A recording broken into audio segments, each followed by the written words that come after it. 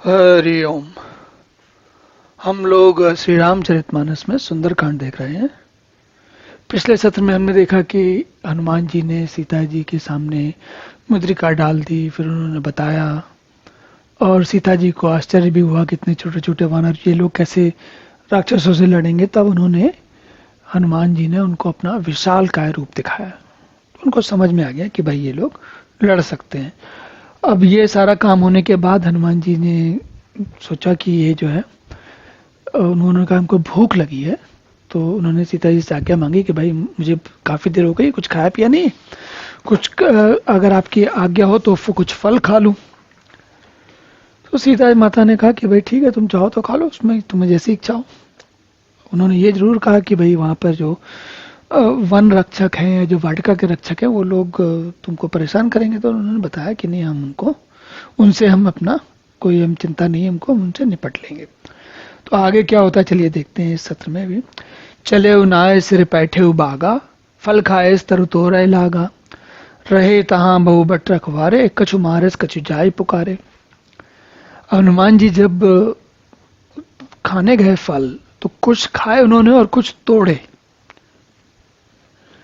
अब ये प्रश्न आपके मन में आ सकता है कि लंका में गए हैं, छुप करके गए हैं, तो अब ये ऐसी तोड़फोड़ क्यों मचा रहे हैं? अगर तोड़फोड़ इस तरह की करेंगे तो स्वाभाविक है सबको पता चल जाएगा, पता चल जाएगा तो वो तो बात उनके हिसाब से ठीक नहीं है, हनुमान जी के हिसाब से ठीक नहीं है। लेकिन हनुमान जी को छुप करके आना था, ये बात तभी तक उनको चिंता, इस ये उनका ध्येय, छुप करके आने का ध्येय तभी तक था जब तक कि उनको ये नहीं पता था कि सीता जी कहाँ पर हैं, लंका में। और तब तक उनको जानकारी नहीं थी। लेकिन अब तो उनका काम हो चुका था, काम भी हो चुका था और उनको पता भी चल गया था कि भाई सीता जी कहाँ और सीता जी सुरक्षित हैं, सारी बात पता लग गई थी। और ये भी स्वाभाविक था कि जब भगवान राम ने उनसे कहा है कि तुम पता करके आओ, ले करके नहीं आना है सीता को, तो इसका अर्थ ये हुआ कि सेना आएगी, सेना आएगी तो फिर अब मतलब युद्ध होगा। और युद्ध होगा तो हनुमान जी के मन में संभवतः ये विचार रहा होगा कि भाई जरा इन लोगों की शक्ति का परीक्षण कर लिया जाए कि ये लोग हैं कैसे और इनकी क्या स्थिति, इनसे क्या निपटा जा सकता है। और इसी विचार से उन्होंने भड़काने वाली कार्रवाई की। क्या भड़काने वाली कार्रवाई की? कि पहले तो उन्होंने कुछ फल खाए और बाकी पड़ते तोड़े, और फिर वहां जो योद्धा रखवाले थे, रहे तहां बहु बट रखवारे, कछु मारस कछु जाय पुकारे, उनमें से कुछ को तो उन्होंने मार ही डाला, तुरंत मार दिया। और जो बचे वो दौड़ गिर पड़ के रावण के पास पहुंचे और उन्होंने बताया कि ऐसी ऐसी स्थिति हो गई है। तो हनुमान जी वास्तव में यहाँ पर अब चाह रहे हैं कि सबको पता चल जाए कि मैं आया हुआ यहाँ पे। और उन्होंने ये जो उनके रखवाले थे, उन्होंने जाकर रावण से क्या बताया? नाथ एक आवा कपि भारी, तही अशोक बाटिका उजारी, खाए फल अरु बिटप उपारे, रक्षक मर्द मर्द महिमा डारे। कहने लगे, हे नाथ, एक बड़ा भारी बंदर आया है, उसने अशोक वाटिका उजाड़ डाली, फल खाए, वृक्षों को उखाड़ डाला, रखवालों को मसल मसल कर जमीन पर डाल दिया। तो मतलब इतना बलवान बंदर है कि राक्षसों को मसल सकता है। हनुमान जी ने इतना बड़ा शरीर का अपना रूप रख लिया। सुने रावण पटहे भट नाना, तिनहि देख गरजे हनुमाना, सब रजनीचर कपि संघारे, गए पुकारत कछुअद मारे। तो ये सुनकर रावण ने बहुत से योद्धा भेजे। उनको देखकर हनुमान जी ने गर्जना की और हनुमान जी ने सारे राक्षसों को मार डाला जितने आए थे। कुछ जो अधमरे थे उनको छोड़ दिया, तो फिर वो वापस गए चिल्लाते हुए। तो अब कहते हैं, पुण्य पठिय उतहि अक्षय कुमारा, चला संग लय सुबट अपारा, आवत देख बिटप गई तरजा, ताहि निपाति महादुन गर्जा। फिर रावण ने अक्षय कुमार को भेजा। अक्षय कुमार उनका पुत्र है, रावण का पुत्र है, मेघनाथ का, इंद्रजीत का छोटा भाई। वो असंख्य योद्धाओं को लेकर चला, कई सारे योद्धाओं को लेकर चला। उसे देखकर हनुमान जी ने जोर से ललकारा, उसे मार दिया, एक ही आते ही मार दिया तुरंत उसको, और मार करके बड़े जोर से गर्जना की। कछु मारे से कछु मर्दे से कछु मिले से धूरी धरी धूरी, कछु पुनि जाए पुकारे प्रभु मरकट बल भूरी। उन्होंने सेना में फिर से कुछ को मार डाला, कुछ को मसल डाला, कुछ को पकड़ पकड़ कर धूल में मिला दिया। उन्होंने जो सेना थी उन्होंने जाकर पुकार की, हे प्रभु ये बंदर तो बहुत ही बलवान है। सुने सुत बदलंगे सजसाना, पठे स मेघनाथ बलवाना। मारसी जन सुत बांधे सुताही, देखिए कपे कहाँ कर आई। पुत्र का वध सुनकर रावण क्रोधित हो गया, गुस्सा आ गया उसको। उसने अपने जेठे बड़े पुत्र बलवान मेघनाथ को भेजा और उससे कहा कि मारना नहीं, उसे बांध लाना। इस बंदर को देखा जाए कि ये कहाँ का है भाई, ऐसा कौन सा बंदर है जो हम कभी जानते नहीं थे। चला इंद्रजित अतुलित जोधा, बंधु निधन सुन उपजा क्रोधा। कभी देखा दारुण भट आवा, कटकटाई गर्जा अरुधावा। तो इंद्रजीत जो है, जिस इंद्रजीत मेघनाथ को, उसको इंद्रजीत इसलिए कहते हैं क्योंकि उसने इंद्र को भी हरा दिया था युद्ध। तो भाई का मारा जाना सुनकर इंद्रजीत को बड़ा क्रोध आया और अब हनुमान जी ने देखा कि अब की बार आया है कोई बड़ा योद्धा। तब वे कटकटा कर गरजे और दौड़े जोर से। अति विशाल तरु एक अपारा, बिरथ कीन लंकेश कुमारा।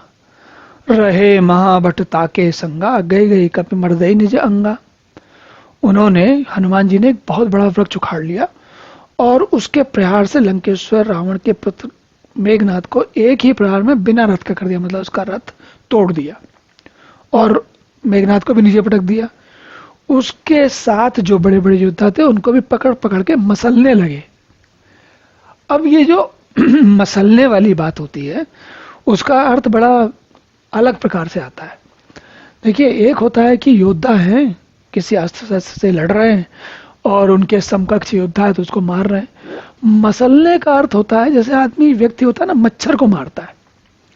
तो मच्छर और मनुष्य में बहुत अंतर है। क्यों?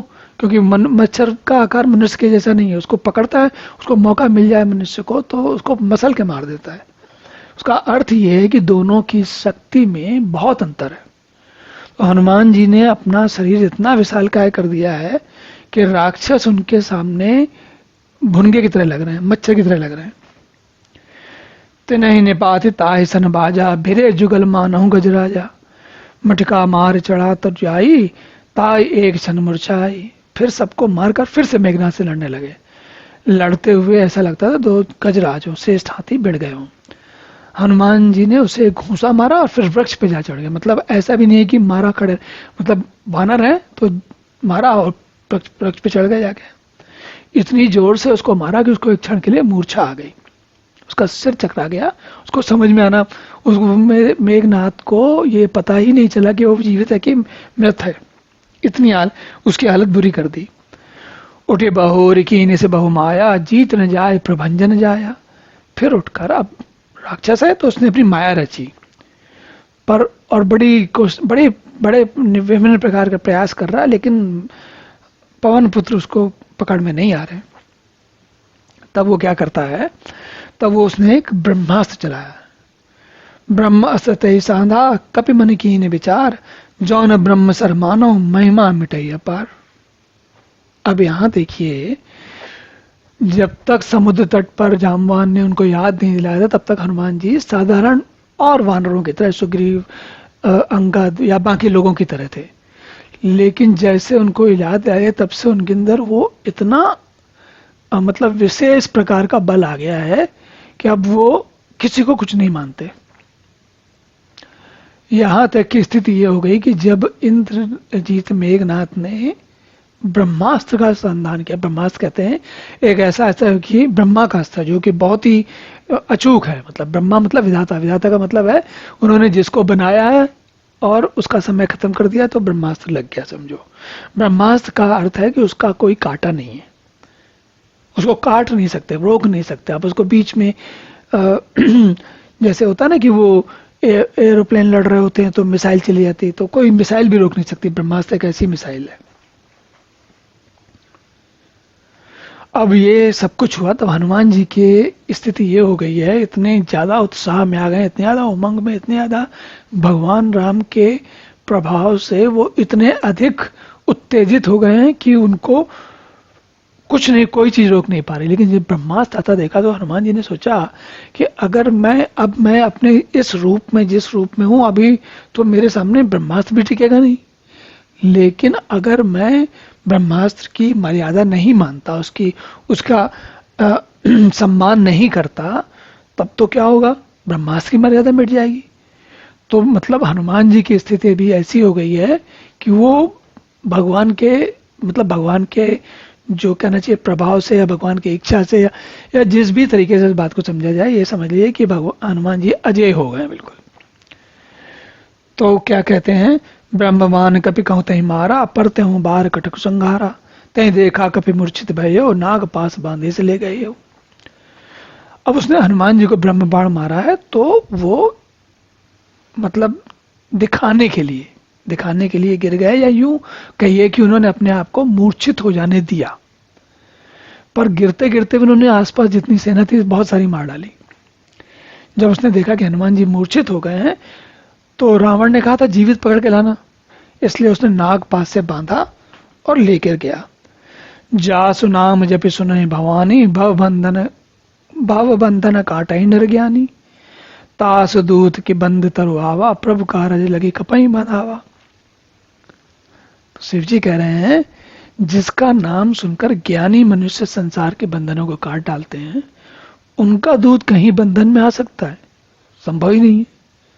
किंतु प्रभु के कार्य के लिए हनुमान जी ने स्वयं अपने को बंधवा दिया। कपि बंधन सुनी निश्चर धाये, कौतुक लागे सभा जब आए, दसमुख सभा देख कपि जाए, कहीं न जाए कछु अति प्रदाई। हनुमान जी के पकड़े जाने का, बंधन में लिए जाने का जो समाचार था, उसकी बात सुनकर बहुत सारे निश्चर जो थे आसपास लंका में, जितने निश्चर थे, सब दौड़े दौड़े सभा में देखने गए कि देखें कैसा बंदर है। और दसमुख सभा देख कपि जाए, दसमुख की, रावण की दशानन कहते हैं ना, दसमुख की सभा जब कपि ने देखी आगे, तो ऐसा लगता है कि वहां तो ऐसा सौंदर्य है, ऐसा ऐश्वर्य है कि पूछिए मत, जाने क्या क्या कुछ नहीं है। कहीं न जाए कछु अति प्रभुता है। भाई बहुत, उनकी तो स्थिति बहुत ही उच्च कोटि की है। तो हनुमान जी यहाँ तक पहुंच गए हैं। अब चलिए देखें उनका आगे की कहानी, कथा किस प्रकार चलती है, उसे हम अगले सत्र में देखेंगे। तब तक के लिए विश्राम करते हैं। हरि ओम।